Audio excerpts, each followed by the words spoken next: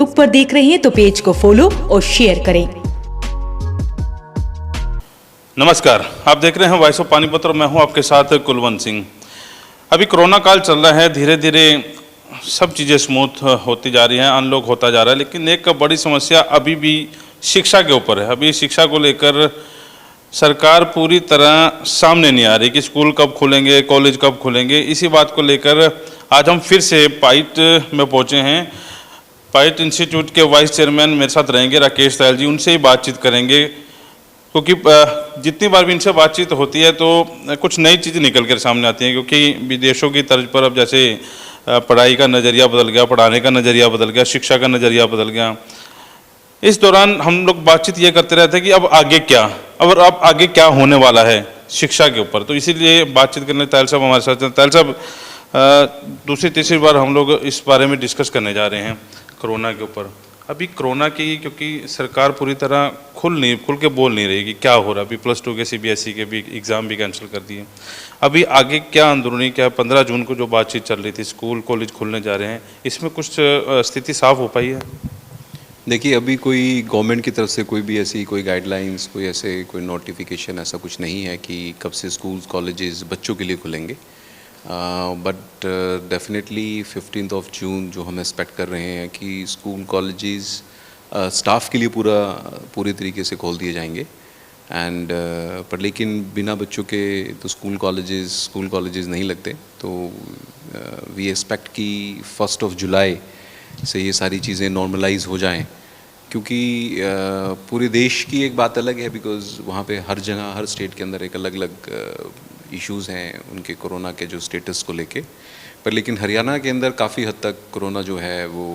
Neutralise हो चुका है। और पर लेकिन हमको अभी भी सतर्क रहने की ज़रूरत है ताकि ये संक्रमण जो है ये दोबारा ना फैले, क्योंकि बहुत से चैनल्स पे बहुत सी बातें ऐसी हो रही हैं कि जो तीसरी लहर जो होगी वो बच्चों के लिए ख़तरनाक होगी। पर लेकिन जो ये भ्रम फैलाया जा रहा है कि बच्चों के लिए ख़तरनाक होगी, क्योंकि पहली लहर और दूसरी लहर के अंदर बच्चे भी संक्रमित हुए हैं। और मैं काफ़ी चैनल्स पे जो ये देखता आ रहा हूँ कि जो इतना परसेंटेज है जो स्टूडेंट्स का या बच्चों का बढ़ा है, तो वो बढ़ने में तो टोटलिटी के अंदर हम परसेंटेज देखें तो सब लोगों का बढ़ा है, तो उसके अंदर बच्चे भी हैं। पर लेकिन बच्चों के अंदर कोई भी ऐसी कोई प्रॉब्लम्स देखने या सुनने में नहीं आई, क्योंकि बच्चों के अंदर जो इम्यूनिटी होती है वो जो आपके एडल्ट्स हैं या जो और एजड लोग हैं उनसे बहुत अच्छी होती है और बहुत जल्दी रिकवर करते हैं। बहुत ही अगर माइल्ड फॉर्म में अगर उनको कोई सिम्टम्स आते भी हैं तो they generally recover very fast. तो मोर्टेलिटी रेट जो है बच्चों के अंदर बहुत ही कम है। आप परसेंटेजेस में बात करेंगे तो it would be less than like what in comparison to the elder ones. तो बहुत ही इसमें कोई कंपैरिजन किया नहीं जा सकता, इतना उसके अंदर कम है। तो उसमें मुझे लगता नहीं है कि इतना कोई डरने वाली बात है, क्योंकि जब आप एक पूरी फैमिली, अगर फैमिली मेम्बर कोई संक्रमित होता है तो उसके इम्प्लीकेशंस उसके बच्चे तक भी जाते हैं। तो जब आप सब लोगों के लिए एक सिस्टम को खोलते हैं तो सिर्फ एक बच्चों की पढ़ाई के लिए इसको रोक के रखना, तो I guess we are killing the future of our country.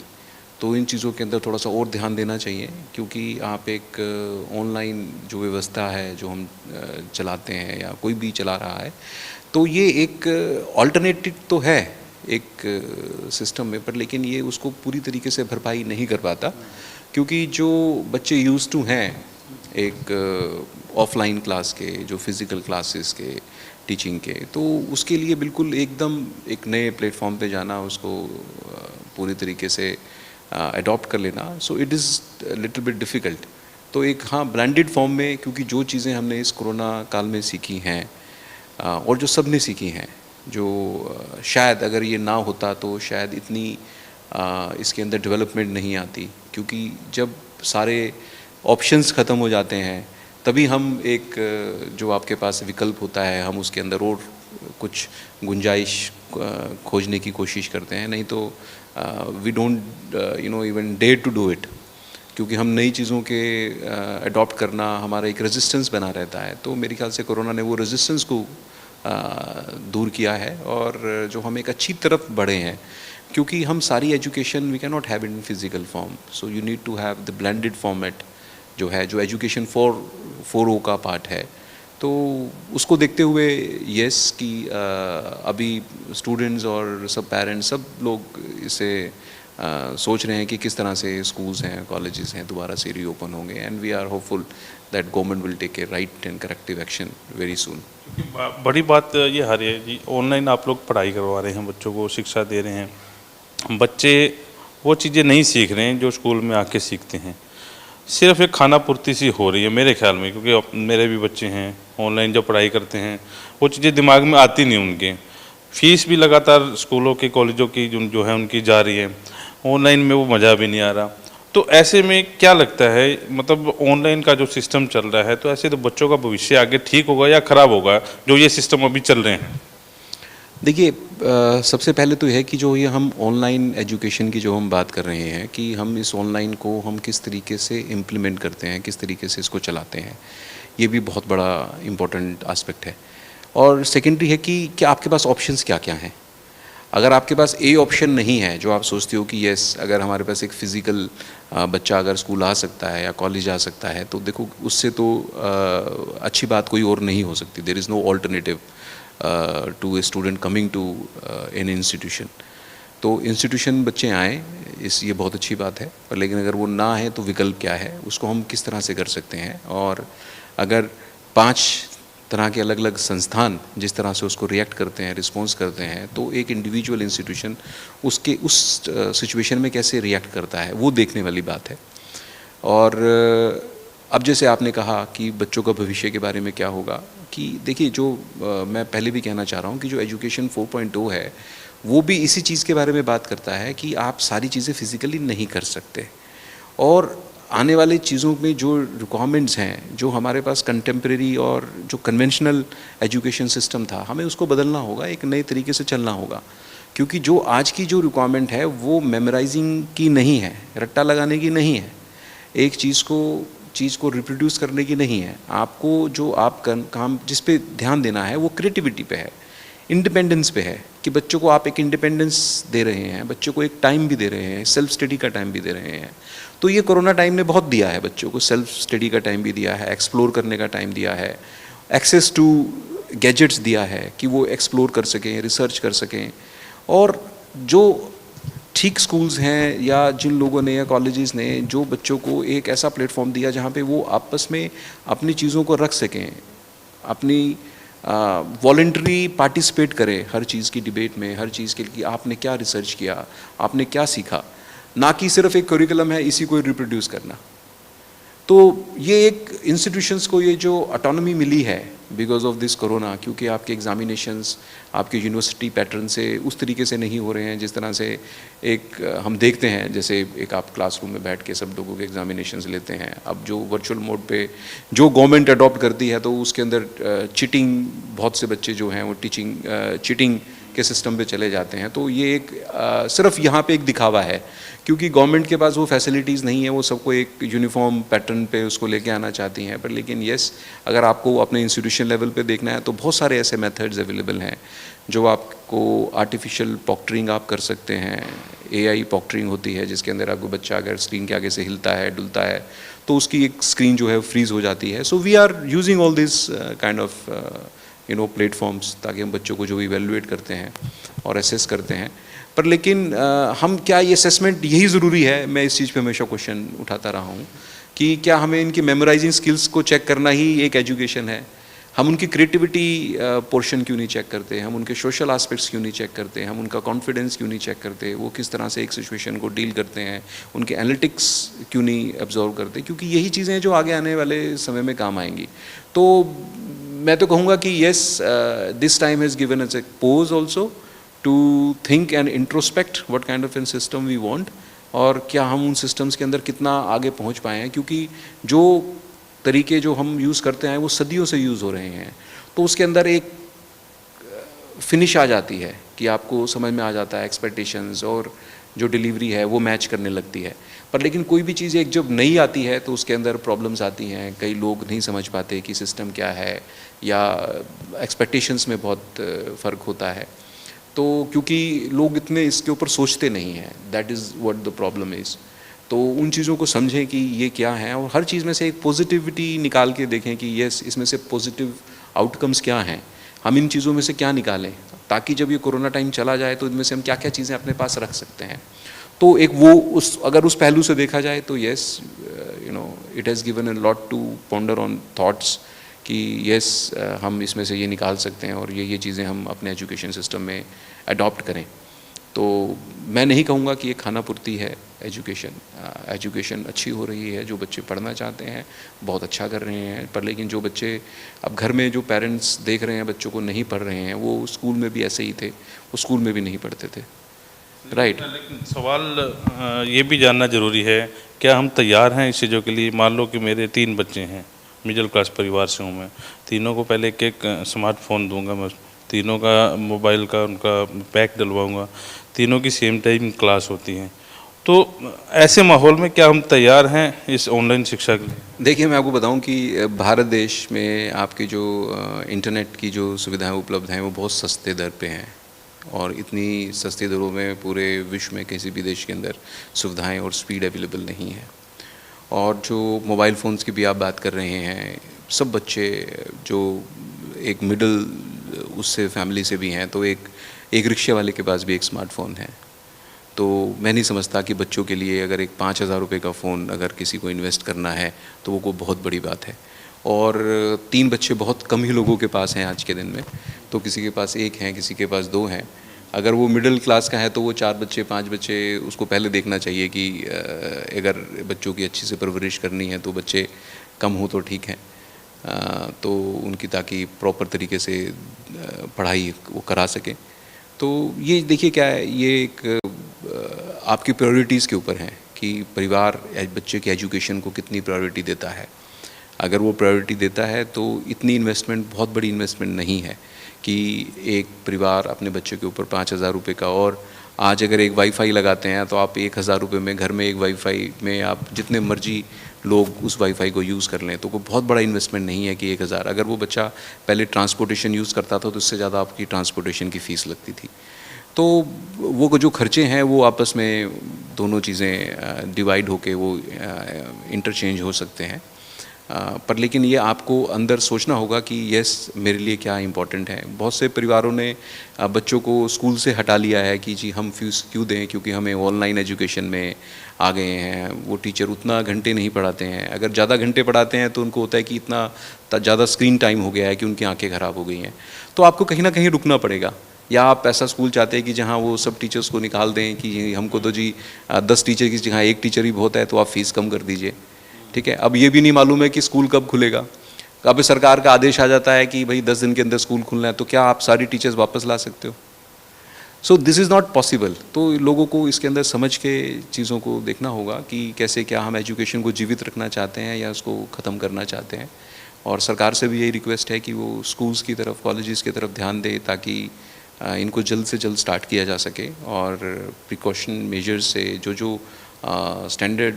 Operating procedures हैं, SOPs हैं, उन सब चीज़ों को वो उनका पालन करें, और इनकी विज़िट्स बनाएं, कमेटी बनाएं, ताकि वो सब स्कूलों के अंदर इन सब चीज़ों को क्या क्या उपलब्ध हैं उन चीज़ों को चेक करें, ताकि कोई गलती ना हो कोई, और प्रॉपर तरीके से स्टूडेंट्स हैं अच्छी तरह से पढ़ाई करें। और आप इनकी टाइम स्टैगर कर सकते हैं, सुबह से लेकर शाम तक क्लासेस लग सकती हैं, with in certain proportion classes लग सकती हैं। आप सब्जी मंडियों में जाते हैं, बाज़ारों में जाते हैं, इतनी भीड़ होती है, तो उसको देख के लगता ही नहीं है कि यहाँ पे इस देश में कभी कोरोना भी हुआ था। पर लेकिन जब हम किसी स्कूल में, कॉलेज में एंटर करते हैं तो लगता है कि यहाँ तो कोरोना ही चल रहा है। तो एक बहुत ही अलग अलग सिचुएशन है जो हम एक ही शहर में, एक ही जगह देखने को मिलती है। तो इतना भेदभाव जो इंस्टीट्यूशंस के साथ किया जा रहा है, सो ये सरकार से अपील रहेगी कि अगर वो ये बात वहाँ तक पहुँचे तो इधर भी ध्यान दें, क्योंकि बहुत से अब जो हमारे को ट्रांसपोर्टेशन फ़ीस के लिए मना किया गया कि नहीं लेनी है बच्चों से, या जो बच्चे नहीं आ रहे उनसे नहीं होनी चाहिए, पर लेकिन ट्रांसपोर्टेशन की बसेस के आपके सारे टैक्सीज़ हैं जो आपको देने होते हैं, सारी फ़िटनेस के टेस्ट देने पड़ते हैं, आपके जो पहले के भी जो थे कि आपने नहीं चलाई हैं और भी कुछ हुआ तो उसके आपके प्रीवियस के साथ में पेनल्टी लग के सरकार ले रही है। तो आप कहाँ से खर्चे आप सरकार ने फंसा रखा है दोनों तरफ ना, मतलब उधर से वो आपके ऊपर लाइबिलिटी लगा दी उधर से परिवार को कह दे कि आपको फीस देने की ज़रूरत नहीं है। अब गार्जियन है वो भी कंफ्यूज हैं और स्कूल वाले तो कंफ्यूज हैं ही, अभी क्या करें। बिल्कुल है कि चीज़ों को सरकार दोनों तरफ हमेशा प्ले करती है, क्योंकि वो पॉलिटिकल है, तो पॉलिटिकल सिस्टम में रहेंगे वो, उनको हर तरह की वोट चाहिए, तो इससे ज़्यादा मैं क्या कह सकता हूँ इस बारे में। अब हट के बात करते हैं, ये तो बातें चल रही थी, पाइट की बात करें। अभी पाइट में क्या नए कोर्स आ रहे हैं, क्या नई तकनीक आ रही हैं, किस हिसाब से आप डील कर रहे हैं? देखिए, पाइट के अंदर हमने पिछले साल भी एक हमने डिग्री कॉलेज स्टार्ट किया था, जिसमें हमने आपके बीकॉम ऑनर्स, आपका इकोनॉमिक ऑनर्स, इंग्लिश ऑनर्स, और हमने इस साल मास कम्युनिकेशन हम लेके आ रहे हैं जो आपके मीडिया से रिलेटेड है, और मैथ्स ऑनर्स लेके आ रहे हैं, आपका bachelors in fashion and designing लेके आ रहे हैं। तो ये काफ़ी कोर्सेज़ हैं जो बच्चों को आज के दिन में जो क्रिएटिविटी की तरफ जाना चाहते हैं, जो एनालिटिक्स की तरफ जाना चाहते हैं। हमने एक बीए सिंपल पास कोर्स हम नहीं लेके आए हैं, क्योंकि हम चाहते थे कि जो स्टूडेंट्स जो रियली में पढ़ना चाहते हैं वही पाइट का रुख करें। सिर्फ टाइम वेस्टेज की तरफ अभी हम नहीं देख रहे हैं कि भाई कोई जो बहुत ज़्यादा सीरियस नहीं है स्टडीज़ को लेके, हम उन स्टूडेंट्स से अभी थोड़ा सा बचना चाहते हैं, ताकि एक जो एटमॉस्फेयर है वो एक कंड्यूसिव हो और जो भी स्टूडेंट्स वहाँ पे आए उनको एक अच्छा माहौल मिल सके। और it is not kind of A number game जो हम चाहते हैं कि कॉलेज के अंदर, क्योंकि बीए पास पे सबसे ज़्यादा आपको मालूम है कि बच्चे एडमिशन्स लेते हैं, पर हमने बीए पास जो कोर्स है वो हमने नहीं लिया है। और हमसे जो कमेटी है उन्होंने भी पूछा कि आप बीए पास कोर्स क्यों नहीं लेके आना चाहते हैं, क्या आप भेदभाव करना चाहते हैं ऐसे बच्चों के साथ। तो हमारा सिर्फ यही कहना था कि हमने इसको मना नहीं किया कि हम कभी नहीं लेके आएंगे, जब तक हम सक्षम नहीं हो जाते कि हम इतने लोगों का डिसिप्लिन मेंटेन कर सकें तब तक हम इनसे बचना चाहेंगे। पर तब तक हम एक इमर्जिंग एरियाज़ में कुछ ऐसी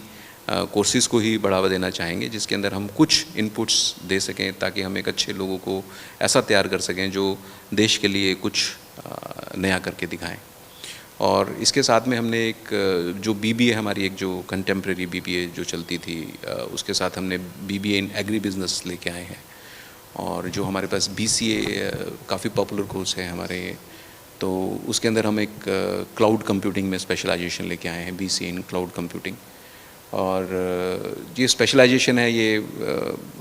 और किसी भी कॉलेज के अंदर अभी हरियाणा में के अंदर प्रॉपर तरीके से स्टार्ट नहीं हुई हैं। और हमने पिछले साल ही हमने बीटेक के अंदर बहुत से इमर्जिंग फील्ड्स के अंदर स्पेशलाइजेशन स्टार्ट की थी, जिसमें artificial intelligence, machine learning, data science, आपकी साइबर सिक्योरिटी, और बहुत से हमने ऑनर्स बीटेक ऑनर्स के कोर्सेज हमने, जैसे आईओटी है, इंटरनेट ऑफ थिंग्स है, ऑगमेंटेड रियलिटी है, आपकी मिक्स्ड रियलिटी है, आपकी स्मार्ट सिटी सॉल्यूशंस हैं, आपकी 3D प्रिंटिंग है, आपके रोबोटिक्स है। तो इन सब चीज़ों के अंदर हमने पिछले साल से ही हम इन सब चीज़ों के स्पेशलाइजेशन के अंदर बच्चों को पढ़ा रहे हैं। And this is also first in Haryana जिनके पास इतनी सारी आपकी इमर्जिंग एरियाज़ के अंदर स्पेशलाइजेशन के साथ हम बीटेक करा रहे हैं। और ये बहुत इम्पॉर्टेंट है, क्योंकि जो हमारा रेवोल्यूशन है, जो हम इंडस्ट्रियल रेवोल्यूशन की बात कर रहे हैं कि आने वाले टाइम में किस तरह के जॉब्स लोगों को मिलेंगे, क्या लोगों को वही कन्वेंशनल तरीके के जॉब्स मिलते रहेंगे, जो जॉब्स आज आप ले रहे हो क्या आने वाले 5 साल में 10 साल में यही जॉब्स मिलेंगे। तो हम एक रिडेंडेंट फोर्स क्यों बनाएं, इसके लिए हम ऐसे कोर्सेज क्यों ना इंट्रोड्यूस करें, ऐसे चीज़ें बच्चों को क्यों ना पढ़ाएं जो उनकी स्किल प्रॉपर तरीके से इन्हेंस करें उनको। एक अब जैसे आज अब एक टीवी है, सीआरटी टीवीज़ जो आपके पहले लगते थे, बॉक्स के जो बड़े बड़े टीवी आते थे जिसमें ट्यूब होती थी और चीज़ें होती थी, और आज के आपके पास बहुत ही पतले एलईडी टीवीज़ आते हैं। तो बच्चे उन पुराने टीवीज़ को रिलेट नहीं कर सकते, क्योंकि वो आज ये चीज़ देख रहे हैं, और आने वाले टाइम में वो वीआर डिवाइसेस देखते हैं। तो अब जो वीआर डिवाइसेस देखते हैं तो वो बच्चे इन टीवी से भी रिलेट नहीं करेंगे आने वाले टाइम में। तो बच्चों को वो सिखाएं, वो पढ़ाएं जिन चीज़ों को वो फैंसी करते हैं, जिनको देखते हैं, फैंटेटाइज कर आप कुछ करना चाहते हैं उस चीज़ के अंदर। तो वही चीज़ें बच्चों को एक्साइट करती हैं और उनमें बच्चों का दिमाग भी चलता है। तो चाहे वो जितनी मुश्किल भी हो, पर लेकिन बच्चों का जो दिमाग है बहुत जल्दी इन की तरफ अपने आप जाएगा। आज एक आईपैड एक बच्चे के सामने रख देंगे तो वो सब अपने आप चीज़ देखता है। स्मार्ट डिवाइस सब बच्चे के सामने देखें, वो स्क्रॉल करके, वो चाहे 3 साल का बच्चा वो कर लेता, क्योंकि उसका सिस्टम दिमाग है उस तरफ ओरिएंट होता है। तो ये कुछ सिखाने की ज़रूरत नहीं है। So they are build with this kind of an system, intelligent quotient. तो अब हमको जो ये और चीज़ें सिखानी हैं जो इमर्जिंग एरिया से रिलेटेड हैं, और इनका एक मिक्स है, क्योंकि हम जो डिग्री कॉलेज है, हमारे पास टेक्निकल है, फिर बी फार्मा है, डी फार्मा है, इन सब चीज़ों के मिक्स से जो एक स्टार्टअप्स बच्चे जो बना सके, जो वो हम कल्चर डेवलप करना चाहते हैं, ताकि 4 बच्चे मिलके, एक इंजीनियरिंग का बच्चा है, एक MBA का बच्चा है, एक MCA BCA या कंप्यूटर साइंस का या इलेक्ट्रॉनिक्स का बच्चा, तो कोई किसी के पास टेक्नोलॉजी है, किसी के पास बिजनेस एनालिटिक्स है, किसी के पास मार्केटिंग स्किल्स है, किसी के पास इकोनॉमिक स्किल्स हैं, किसी के पास इंग्लिश की अच्छे कंटेंट राइटर हैं, ब्लॉगर है,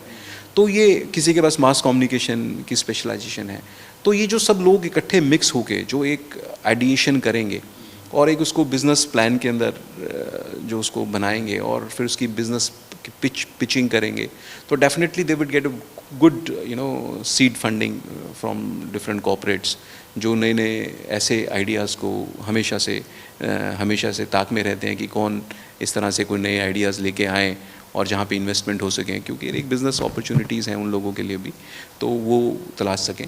तो यही चीज़ें हैं कि बच्चों पे आप इन्वेस्ट करें और बच्चों की तरफ देखें कि यस, हमने बच्चों को क्या देना है, और एक अच्छे नए कोर्सेज जिनका कोई मतलब हो। सिर्फ एक डिग्री करने के लिए डिग्री ना करें आप कि मैंने ग्रेजुएशन करनी है, तो एक ग्रेजुएशन का मतलब है एक स्किल सेट के अंदर निपुण होना, उसके अंदर कुछ महारत हासिल करना, और उस चीज़ से लेके अपना कुछ एक ऐसी क्रिएटिविटी से, कुछ इनोवेशन से देश का नाम रोशन करें। अभी कि इतने सारे कोर्स आपने गिना दिए, पाइट पहले से ठीक चल रहा है, एक पाइट NCR अभी जो जोड़ा गया है सब, वो अलग से कॉलेज है, थोड़ा सा वो समझाएं क्योंकि वहाँ कन्फ्यूजन है। देखिए, जो पाइट जो है, पाइट क्योंकि सब लोग पाइट जानते हैं, तो उसके अंदर भी हमने पाइट का मतलब है PIET institute of engineering and technology. तो हमारे जो स्कूल्स हैं वो भी हमने पाइट संस्कृति स्कूल है, ताकि लोग उसको रिलेट कर सकें कि वही उसी तरीके की जो एजुकेशन सिस्टम है जो हम पाइट में दे रहे हैं, वो हम स्कूल्स में भी हम दे रहे हैं।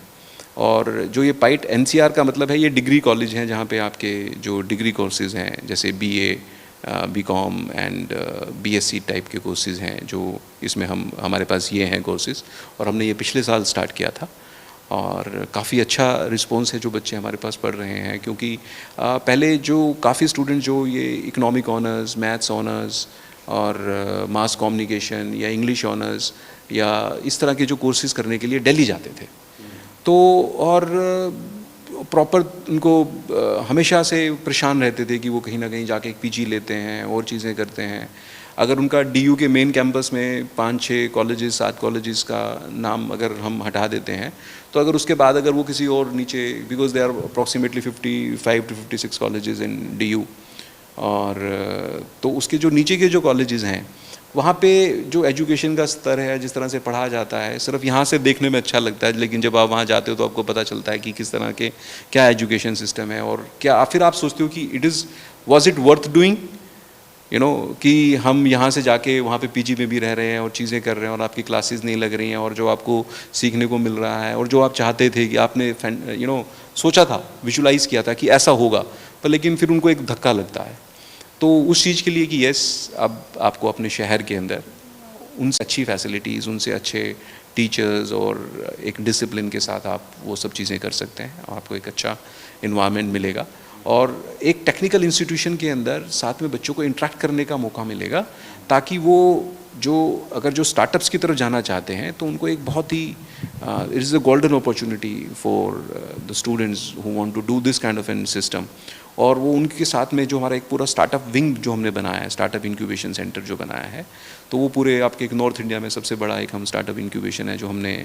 हमारा पूरा बन चुका है, और उसके अंदर अब हमारे बहुत से अभी जो स्टार्टअप्स हैं हमने इस साल रोल आउट भी कर दिए हैं। जो हमारे फर्स्ट ईयर के स्टूडेंट्स हैं वो स्टार्टअप्स बना रहे हैं, क्योंकि एक हमने कॉन्सेप्ट स्टार्ट किया था, सुपर 30 कॉन्सेप्ट, मेरे ख्याल से सब लोगों को शायद इस बारे में नहीं मालूम होगा कि एक जो सुपर 30 कॉन्सेप्ट है, ये उन बच्चों के लिए हमारा एक मोटिवेट करने का एक ज़रिया है, जिसके अंदर हम बच्चों की पूरी ट्यूशन फ़ीस, उनकी डेवलपमेंट फ़ीस इंस्टीट्यूशन फाइनेंस करता है, और हम इनको एकेडमिक्स तरीके से उनको जज नहीं करते कि उनके कितने मार्क्स आए हैं, बट येस 70% मार्क्स के कट ऑफ है, एलिजिबिलिटी है, बट 95% वाला बच्चा उसमें क्वालिफाई कर जाएगा, ऐसा कोई सिस्टम नहीं है। तो इस चीज़ के अंदर हम बच्चे को देखते हैं, उसके अंदर क्रिएटिविटी है, उसके अंदर टैलेंट है, उसने कोई ओलंपियाड में उसने पार्टिसिपेट किया है, उसने वो ऑलराउंडर है क्या, उसमें वो कॉन्फिडेंस है, उसके अंदर वो एनर्जी है ताकि वो कुछ करना चाहता है। तो उस चीज़ के लिए हमारे पास काफ़ी प्रोसीजर्स हैं। तो हमारा एक पीकेट की एप्लीकेशन होती है जिससे वो सुपर 30 में आ सकता है। और इन बच्चों के लिए अगर कोई फॉरेन इंटर्नशिप भी है, किसी प्रोफेसर से प्रॉपर कोई मेंटरिंग चाहिए, कहीं किसी कंपनी में जाके कोई एक्सपोजर चाहिए, कुछ भी उस बच्चे को करना है, everything will be sponsored by us. तो ओनली द पर्पज़ इज़ कि हम इन बच्चों को इतना सक्षम बना दें कि ये कोई अपना एक सक्सेसफुल वेंचर बनाएं, और उन्हीं चीज़ों के ऊपर पूरा कॉलेज हम सब पूरे प्रयासरत हैं कि हम ये सब चीज़ें निकाल के लाएं। और जल्द ही आपको कोई ऐसी कोई कंपनी हरियाणा से और आपके शहर पानीपत से निकल के आए जिसको पूरा विश्व जाने और कहे कि yes this is a company जो है हमारे देश की है, अपनी कंपनी है। तो हम और लोगों की हमेशा से वो करते हैं, पर लेकिन आपके पास बहुत टैलेंट है। जब आपका बच्चा जाके 40 लाख 50 लाख करोड़ रुपए 2 करोड़ रुपए का पैकेज इन बच्चों को मिलता है, और जब हम देखते हैं कि हमने इन बच्चों के ऊपर हमने इन बच्चों को इतना पॉलिश किया था कि जो बच्चे इतना बड़ा पैकेज लेके आए हैं, तो ये हमें मोटिवेट करता है कि जब हमने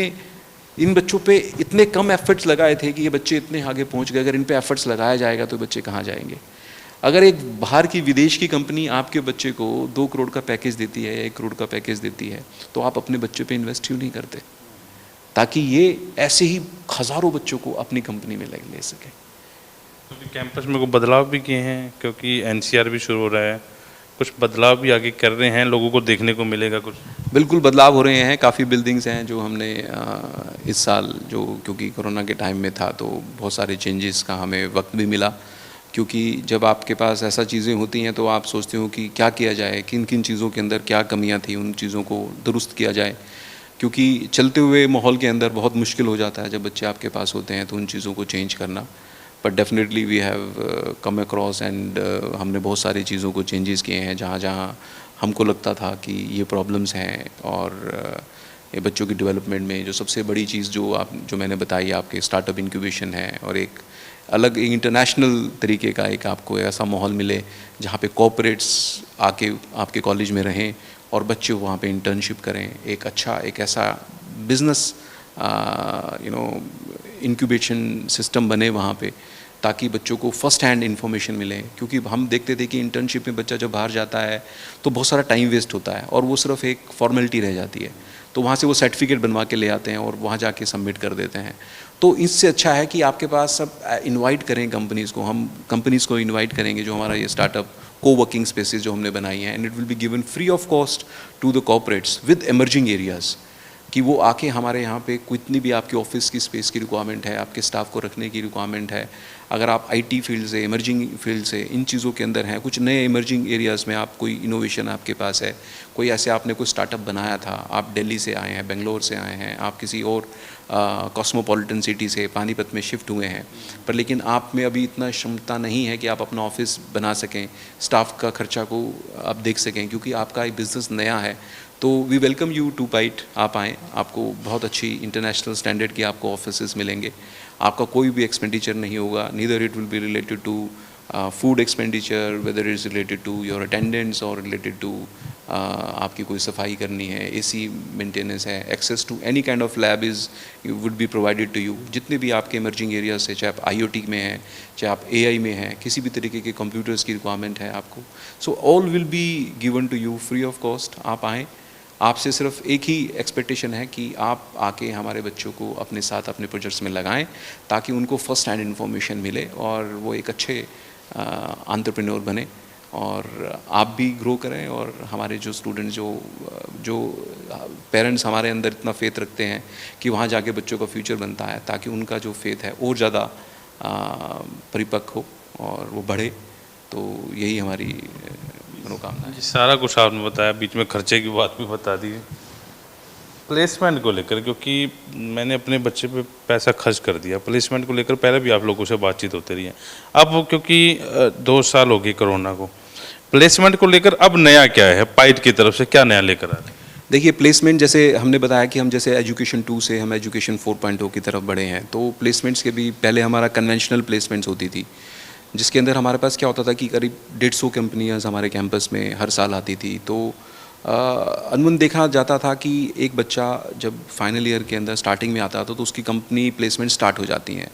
तो वो एक कंपनी में बैठता है, 2 में बैठता है, 3 में बैठता है, तो that person approximately sit for 50 companies, 40 companies, 30 companies. तो हमने देखा कि इसके अंदर कोई हम स्किल सेट जो है वो करिकुलम के हिसाब से स्किल सेट दे रहे हैं, उनको कोई स्पेशलाइज ट्रेनिंग नहीं दे रहे हैं, उनको कोई एमर्जिंग एरियाज़ में कोई ट्रेनिंग नहीं दे रहे हैं, तो कैसे बच्चे आगे जाएंगे? क्योंकि हमने जब कॉलेज स्टार्ट किया था तो हमारा फर्स्ट बैच 2010 में पास आउट हुआ, तो जो जितनी भी कन्वेंशनल कंपनीज़ हैं जैसे TCS है, इन्फोसिस है, आपकी जितनी भी जो बड़ी कंपनीज़ हैं IT डोमेन की, तो करीब वो 3 लाख, 3.25 लाख का पैकेज तब बच्चों को देती थी। और आज 2021 में भी ये कंपनीज़ यही पैकेज दे रही हैं। तो क्या हम उसी तरीके के प्लेसमेंट सिस्टम से क्या हम आगे बढ़ पाएंगे? एक बच्चा इंजीनियरिंग क्यों करे, एक बच्चा इन टेक्निकल सिस्टम में क्यों आए? तो जब हम इस तरफ हमने सोचा तो हमें लगा कि यस गैप, जब हम कंपनी से बात करते हैं तो कंपनी कहती है कि इनको कोई ट्रेनिंग तो अवेलेबल है नहीं, जो आपके जो कोर्सेज जो यूनिवर्सिटी करिकुलम से पढ़ाते हैं आउटडेटेड हैं, तो अब इनको देखते हुए हम जो इनको दे रहे हैं ये भी ज़्यादा है, क्योंकि इतने सारे इंस्टीट्यूशंस हैं, सप्लाई बहुत ज़्यादा है, तो कंपनीज़ की एक बार्गेनिंग पावर रहती है कि हम इतना ही देंगे, राइट? तो ये एक काइंड ऑफ एन एक्सप्लॉयटेशन है कंपनीज़ की तरफ से। तो फिर हमने सोचा कि यस कंपनीज़ की हम एक्सप्लॉयटेशन तो दूर नहीं कर सकते हैं, बट लेकिन we could be in a different group set. तो हम वो ग्रुप सेट के अंदर कैसे जाएं? तो हमने सोचा क्यों ना हम इन बच्चों को जो इमर्जिंग एरियाज़ हम लेके आए हैं, इनके अंदर इनकी स्किल गेट्स को अपग्रेड करें। हमारे करिकुलम में नहीं भी है, फिर भी बच्चों को बताएं कि कंपनीज़ के साथ हम टाई अप करें, कंपनीज़ को क्या चीज़ क्या क्या स्किल सेट चाहिए, उन स्किल सेट्स के अंदर हम बच्चों को हम तैयार करें।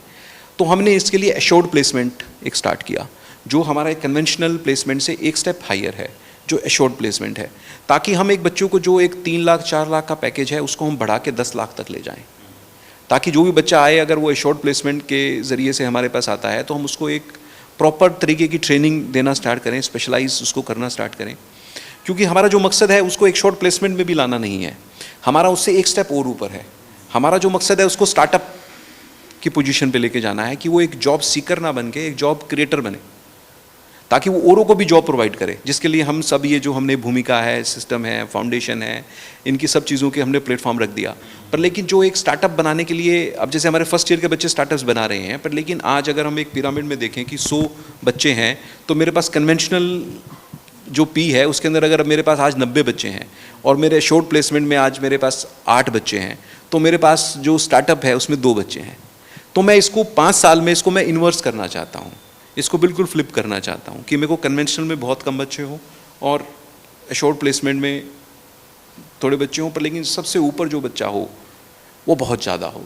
कि स्टार्टअप्स लगाएं बच्चे, क्योंकि स्टार्टअप्स का ही जो है फ्यूचर है, और स्टार्टअप के अंदर ही हमें काम करना चाहिए। क्योंकि हम किसी भी एक मल्टीनेशनल कंपनीज़ के लिए हम गुलाम पैदा करने के लिए हम इतनी सारा सिस्टम खर्चा क्यों करें? हम अपनी जो सबसे अच्छी, जो हमारी सबसे मूल्यवान जो चीज़ें हैं, हमारे ह्यूमन रिसोर्स है, हम इनको बाहर की विदेशी कंपनीज़ में क्यों भेजें? तैयार हम यहाँ के लिए करते हैं, रिसोर्सेज हम यहाँ के यूज़ करते हैं, काम वो बाहर की कंपनीज़ के लिए करते हैं, और फिर हम भी गौरवान्वित होते हैं कि जी हमारा बच्चा एक मल्टीनेशनल गूगल में काम कर रहा है, माइक्रोसॉफ्ट में काम कर रहा है, इसमें काम कर रहा है। पर लेकिन देश को क्या मिला? उसके सिर्फ 50 लाख रुपए मिले, उसके सिर्फ 1 करोड़ रुपए मिले, और उससे जो बेनिफिट हुआ वो उस फॉरेन कंपनी को हो रहा है। तो इससे अच्छा है कि हम एक ऐसी, क्यों ना हम यहाँ पे अपनी एक होम ग्रोन मल्टीनेशनल्स बनाएं। तो ये हमारा एक लॉन्ग टर्म विजन है जो हम सोच रहे हैं कि हम ये जो स्टार्टअप इंक्यूबेशन से हैं, तो हमने एक इसको नाम दिया है होलिस्टिक P, जो होलिस्टिक P का है कि हम आपको हर पहलू के अंदर हम आपको चॉइस दे रहे हैं। आपको कन्वेंशनल में रहना है, आप कन्वेंशनल में रहें, आपको एश्योर्ड प्लेसमेंट में जाना है, आप एश्योर्ड प्लेसमेंट में जाएं, जहां आपको 10 लाख 15 लाख तक की चीज़ मिलती है। अगर आप कॉन्फिडेंट हो जाते हैं, आप रिस्क टेकिंग एबिलिटी आप में आ जाती है कि येस मैं अपने बलबूते पे मैंने काम करना है, तो definitely you will be there in the startup team which is the top most thing. तो ये हमारा एक प्लेसमेंट में जो बदलाव है जो हमने किया है, और काफ़ी हमने अभी इसको अपने जो एग्जिस्टिंग स्टूडेंट्स हैं उनके लिए शॉर्ट प्लेसमेंट में हमने स्कॉलरशिप्स भी दी हैं, ताकि वो जो ट्रेनिंग्स हैं इनकी उस चीज़ के अंदर करें। एक अगर एक कंपनी में स्पेशलाइज्ड ट्रेनिंग के लिए अगर 50,000 लगते हैं तो हमने करीब 40,000 35,000 की हमने स्कॉलरशिप्स हैं जो बच्चों को दी हैं, और जो बाकी का पैसा भी है कि बच्चे प्लेसमेंट लग जाने के बाद वो दे, राइट। अगर उतनी उसकी जॉब लगती है, क्योंकि पहले अगर वो 4 लाख की जॉब लगती है, अब उसको 10 लाख की जॉब लगती है, तो तभी वो उस चीज़ के अंदर वो आगे आए और करें। तो ये कॉन्सेप्ट है जो चेंज होगा, and we are very hopeful कि चीज़ें बदलेंगी, और कुछ हम इसमें काम कर रहे हैं, और बहुत ही मेहनत लग रही है हमारे पूरे स्टाफ की, हमारे पूरे प्लेसमेंट डिपार्टमेंट की, और हमारे जितने भी एमर्जिंग एरियाज़ के जो प्रोफेसर्स हैं, डीन्स हैं, डायरेक्टर हैं, everyone is working on it कि हम किस तरह से बच्चों का जो एक लेवल है उसको हम बढ़ाएं, उसको स्पेशलाइज करें, उसको जर्नलाइज ना करें, और उनकी जो क्रिएटिविटी है, उनकी जो क्रिटिकल थिंकिंग है, उन एबिलिटीज़ को हम बढ़ाएं, उनको एक्सपोजर दें। ये अच्छी चीज़ है। लास्ट क्वेश्चन करूँगा क्योंकि इंटरव्यू ज़्यादा लंबा हो गया। ऑफलाइन क्लासें का शुरू करने का है कुछ प्रोग्राम, कब से शुरू कर रहे हैं? देखिए, हम तो अभी से तैयार हैं, हमें तो हरी झंडी मिलनी चाहिए कि yes you can do it. So we have everything ready, campus is calling students कि बच्चे आएँ और दोबारा से उसमें चहल पहल हो। और पर मोस्ट प्रॉब्ली जो मुझे लग रहा है कि कॉलेजेस तो डेफिनेटली 1 जुलाई से खुल जाने चाहिए, और स्कूल्स भी होपफुली कि कुछ क्लासेस ये स्टार्ट कर दें अभी, पर लेकिन पूरी क्लासेस अभी मुझे लगता नहीं, क्योंकि जिस तरह से गवर्नमेंट के बयान आते हैं, चीज़ें आती हैं, तो I don't know how the things are going to be unfolded, but लेकिन वी एक्सपेक्ट कि स्कूल कॉलेजेस जल्दी खुलने चाहिए, क्योंकि चीज़ें नॉर्मलाइज हो रही हैं, and this is a new normal, इसके साथ जीना है। तो अभी आप सब लोग जी रहे हैं, सब घूम रहे हैं, उठ रहे हैं, चल रहे हैं, मार्केट भी खुली है आपकी सारी, तो वाई ओनली स्कूल्स और why only colleges are closed? Rakesh ji, last सवाल पब्लिक की तरफ से है। कई बार जब आपके इंटरव्यू चलते हैं, लोगों को कुछ क्वायरी होती हैं, कुछ जानना चाहते हैं, कुछ पूछना चाहते हैं आपसे, कोई ऐसा फ़ोन नंबर या कुछ ऐसी कोई मेल, कुछ आपके ज़रिए जुड़ना चाहें, बच्चे आपसे कुछ पूछना चाहें, साझा कर सकते हो आप? देखिए, मेरा फ़ोन नंबर सभी जानते हैं, और सब लोग बात करते हैं। मैं कभी अपना नंबर छुपा के रखता नहीं हूँ किसी के साथ। तो आप अगर कोई चीज़, मेरा नंबर सार्वजनिक भी करना चाहते हैं तो 9354913020, और आप वेबसाइट पे भी देखेंगे मेरा नंबर मिल जाता है बहुत जगह पे। तो मेरे फेसबुक अकाउंट पे भी देखेंगे, लिंक्डइन प्रोफाइल पे भी देखेंगे, तो आपको हर जगह मेरा नंबर लिखा हुआ है। तो उसमें कोई प्रॉब्लम नहीं है। आप कभी भी, कोई भी प्रॉब्लम है, आपको कोई चीज़ की कोई काउंसलिंग की रिक्वायरमेंट है, अगर आप कोई नई चीज़ों के बारे में जानना चाहते हैं, तो वी आर ऑलवेज़ देयर, कि हम किसी का भी अगर भला हो सकता है तो हमें करना चाहिए। अगर हम किसी चीज़ को जानते हैं, कहीं किसी को कन्फ्यूजन है, तो अगर वो दूर करना चाहें, please most welcome, any time. तो राकेश तायल जी हमारे साथ थे। कुछ चीज़ें काम की हैं आपके, अगर जो काम की अच्छी लगे तो शेयर करना ना भूलें, क्योंकि आजकल एजुकेशन को लेकर आप लोगों के बड़े सवाल जवाब जो हैं हमारे पास आ रहे हैं, तो इसलिए आज हम फिर राकेश तायल जी के पास पहुंचे थे। अच्छा लगा इंटरव्यू, तो शेयर जरूर करें। वैसे पानीपत के लिए प्रदीप पांचाल के साथ कुलवंत सिंह।